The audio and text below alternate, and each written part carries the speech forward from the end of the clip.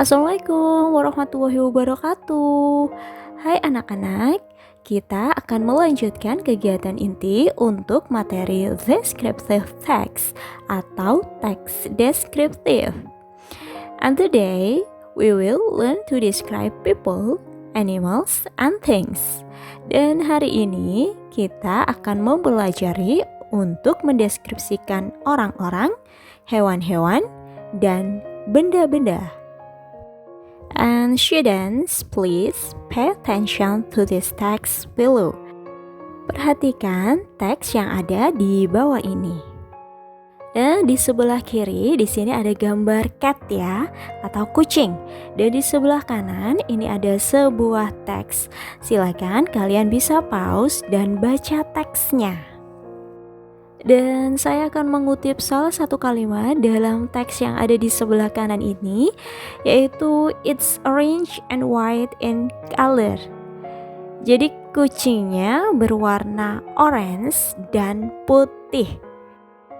Jadi kalimat ini itu menggambarkan atau mendeskripsikan warna dari kucing tersebut. Jadi sudah bisa menebak ya, ini adalah jenis teks apa? Ya, that's right. This is descriptive text atau teks deskriptif. Nah, apa itu teks deskriptif? Ini adalah teks yang mendeskripsikan atau menggambarkan. Jadi teks ini bisa mendeskripsikan tentang person atau orang, place, tempat, animal, hewan, dan thing, benda. Dan kemudian untuk ciri dari descriptive text yaitu menggunakan simple present tense. Masih ingat bukan apa itu simple present tense? Jadi ini adalah tenses yang digunakan untuk menyatakan kegiatan kebiasaan atau rutinitas. Nah, untuk simple present tense di sini menggunakan kata kerja bentuk pertama jika subjeknya jamak dan menggunakan kata kerja bentuk pertama yang diikuti s atau es jika subjeknya tunggal. Dan untuk lebih mengingatnya lagi, silakan kalian bisa membuka materi simple present tense yang sudah kita bahas sebelumnya. Dan kemudian purpose or intention. Jadi apa sih tujuan dari teks ini? And the purpose of this text is to describe. Jadi tujuan dari teks ini adalah untuk menggambarkan atau mendeskripsikan. Jadi nanti kalau semisal teksnya adalah cat, maka the purpose or the intention, jadi tujuannya adalah to describe the cat atau untuk mendeskripsikan kucing tersebut. Dan kemudian kita akan membahas tentang generic structure of this text. Apa itu generic structure? Ini adalah bagian dari teks yang harus kalian tahu, karena jika kalian ingin menyusun sebuah teks, kalian harus mengerti tata urutan atau bagian-bagian dari teks tersebut.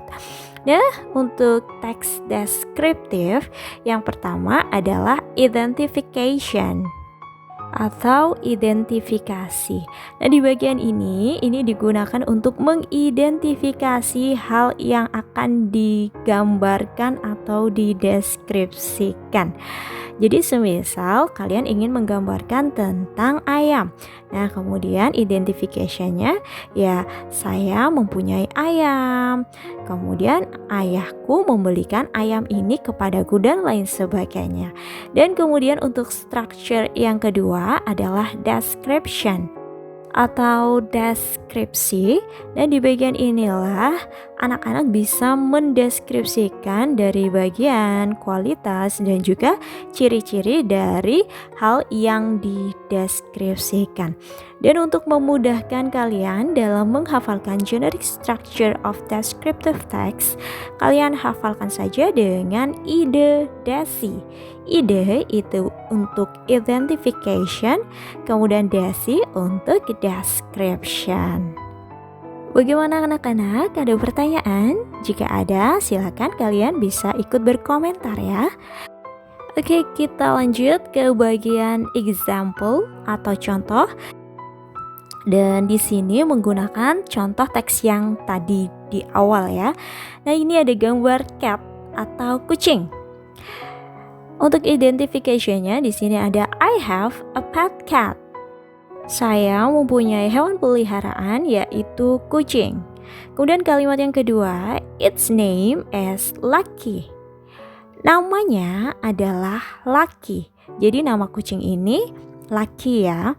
Dan berarti untuk dua kalimat ini termasuk ke dalam identification. Lalu kalimat selanjutnya adalah it's orange and white in color. Warna kucing ini orange dan putih. Dan ini sudah masuk ke dalam bagian description atau deskripsi. Nah, untuk kalimat selanjutnya, it has lovely brown eyes. Jadi kucing ini mempunyai mata coklat yang sangat bagus atau indah.